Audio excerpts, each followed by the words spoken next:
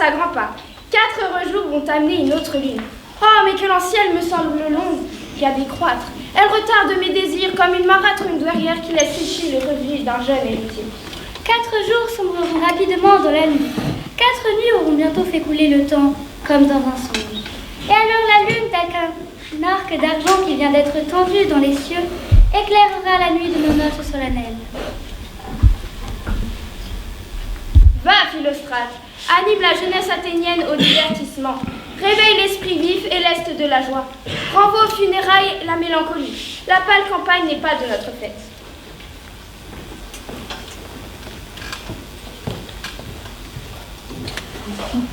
Heureux soit Thésée, notre duc renommé. Merci, mon bon Égée. Quelle nouvelle apportes-tu? Je viens, tout tourmenté, me plaindre de mon enfant, ma fille Hermia. J'ai donné mon consentement à Démétrius pour l'épouser. Seulement, avancez, Lysandre. Seulement, ce jeune homme a ensorcelé le cœur de mon enfant. Oui, c'est toi, Lysandre, toi qui lui as donné ces vers et qui as échangé avec ma fille des gages d'amour. Tu as, au clair de lune, chanté sous ta fenêtre des vers d'un amour trompeur, d'une voix trompée. À force de ruse, tu as volé le cœur de ma fille, échangé l'obéissance qu'elle me doit en indocilité revêche. Maintenant, mon gracieux duc, si elle osait, devant votre grâce, refuser d'épouser Démétrius, je réclame l'ancien privilège d'Athènes. Comme elle est à moi, je puis disposer d'elle. Or, je la donne soit à Démétrius, soit à la mort, en vertu de notre loi qui a formellement prévu ce cas. Que dites-vous, Hermia? Réfléchissez, jolie fille. Pour vous, votre père doit être comme un dieu. Oui, pour lui, vous n'êtes qu'une image de cire, pétrie par lui, dont il peut à son gré maintenir ou détruire la forme.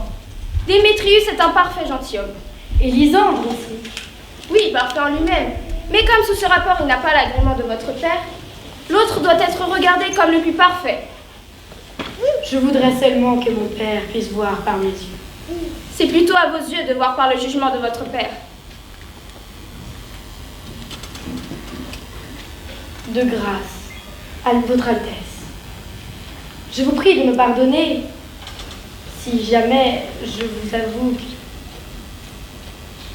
que j'ignore quelle puissance m'enhardit ou combien ma modestie me compromet à déclarer mes sentiments devant un tel auditoire.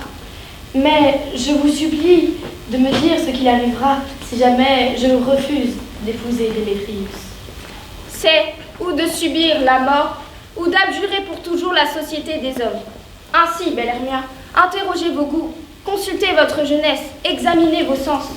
Pourrez-vous, si vous ne souscrivez pas au choix de votre père, endurer la livrée d'une religieuse, rester enfermé à jamais dans l'ombre d'un cloître, vivre toute une vie stérile, chantant des hymnes défaillants à la froide lune infructueuse? Ainsi je veux croître, vivre et mourir, mon Seigneur, plutôt que d'accorder mes virginales faveurs à un homme dont le joug m'est répulsif. Réfléchissez. Mais le jour de la lune nouvelle qui doit sceller entre moi et ma bien-aimée l'engagement d'une union impérissable, soyez prête à mourir, ou à épouser Démétrius, comme il le désire, ou à prononcer sur l'autel de Diane un vœu éternel d'austérité et de célibat. Permettez-moi d'oser parler, monseigneur. Démétrius a l'amour de son père, mais moi j'ai celle de Hermie. Mon cœur, Lysandre, oui, vraiment, j'aime Démétrius. Et tous mes droits sur elle, je les cède à Démétrius. Et ma fille est à moi. Et mes droits sur elle, je les transmets à Démétrius. Cher Seigneur, je suis tout aussi bien né que lui, et aussi bien partagé. Mon amour est plus grand que le sien, et ma fortune n'est sans aucun doute, sinon plus belle que celle de Démétrius. Et ce qui est par-dessus toutes ces études, je suis aimé de la belle Hermia. Pourquoi poursuis-je pas mes droits? Je soutiendrai Démétrius en face, car il a fait la cour à Helena et a gagné son cœur. Il la charmante, elle raffole jusqu'à la dévotion, elle raffole jusqu'à l'idolâtration de cet homme taré et inconscient. Je dois avouer que je l'ai entendu dire. Et je voulais en parler à Démétrius. Mais absorbé par mes propres affaires, j'ai perdu de vue ce projet. Venez, G, nous sortirons ensemble. J'ai des informations particulières à vous donner. Quant à vous, belle Hermia, résignez-vous à conformer à vos caprices à la volonté de votre père. Sinon, la loi d'Athènes que je ne puis nullement adoucir vous condamne à la mort ou à un vœu de célibat. Venez, Hippolyta, qu'avez-vous, mon amour? Et G, suivez-moi. Je veux vous causer vous-même de choses qui vous regardent de près. Je vous suis. Et par devoir, et par plaisir.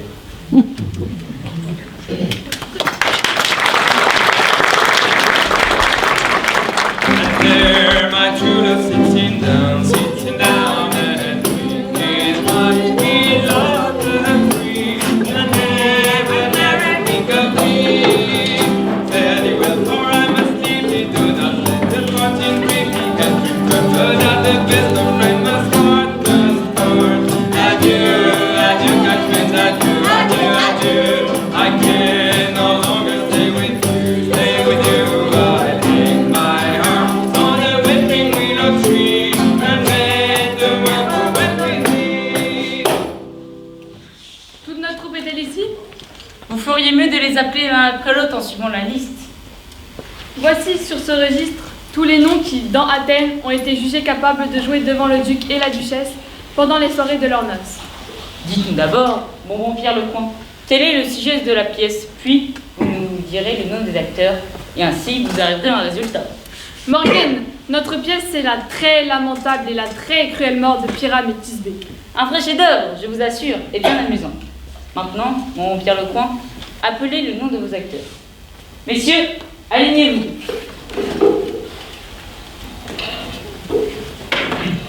Nick Bobine, le tisserand. Présent, nommez le rôle qui m'est attribué et continue. Vous êtes inscrit pour le rôle de Pyrame, Qu'est-ce que Pyrame? Un amoureux ou un tyran? un amoureux qui se tue galamment par amour. Pour jouer ce rôle, il me faudra quelques pleurs. Gare à l'auditoire, je provoquerai des orages, j'aurai une douleur congrue. Passez aux autres.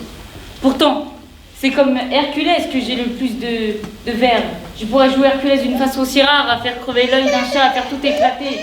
Des furieux rocs, des frais sous mon choc, briseront les portes de verrou, et de Phoebus, le char de loin brillera, et fera et défera les stupides destins. Voilà du sublime. Ceci est le ton d'un tyran, le ton d'un amant et plus plaintif. François Flûte, raccommodeur de soufflet. Me voici, Pierre Lecomte. Vous êtes inscrit pour le rôle de Thisbé. Qu'est-ce que Thisbé? Un chevalier errant? C'est la dame que Pyrame doit aimer. Non, vraiment, ne me faites pas jouer une femme. C'est la barbe qui me vient. C'est égal. Vous ferez votre rôle avec un masque et vous pourrez faire la petite voix autant que vous voudrez. Si je peux cacher ma figure, je demande si à jouer Thisbé. Je pourrais jouer avec une voix monstrueusement petite, comme ceci. Tisne, tisne, ah, Pyrame, ton amant chéri, ta dame chérie.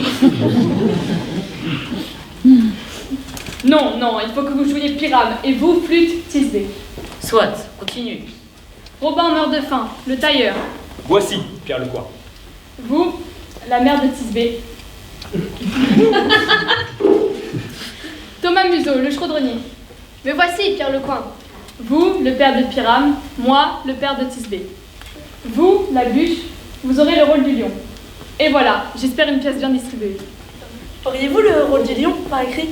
Car je suis lente à la fin. Vous pouvez improviser, car il ne s'agit que de rugir. Je pourrais jouer le lion aussi. Je régirais d'une telle passion à faire dire au duc qu'il rugisse encore, qu'il rugisse encore. Si vous le feriez d'une manière trop terrible, vous effrayeriez la duchesse et ses dames, au point de les faire crier, et c'en serait assez pour tous nous faire pendre. Cela suffirait pour que nos mères eussent chacune un fils pendu. Bon, je conviens, mes amis, que si vous rendiez ces dames folles de terreur, il y restera assez de raisons pour nous faire pendre. Mais je contiendrai ma voix. Je rugirai tel une colombe à béquet. À croire que c'est un rossignol. Non, non, il faut que vous jouiez Pyrame. Pyrame, voyez-vous, est un homme au doux visage, un homme accompli et très comme il faut. Un homme quand on doit en voir un jour d'été. Donc, il faut que vous jouiez Pyrame. D'accord.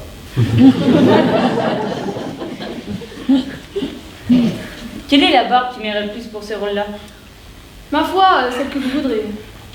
Je pourrais jouer ce rôle avec une barbe couleur pourpre ou avec une barbe couleur orange, ou je sais, avec une barbe couleur couronne de Vénus, parfaitement jaune. Ces barbes-là elles bien le poil.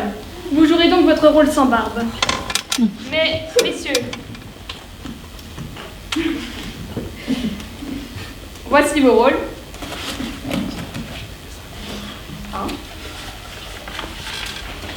Non, pas toi.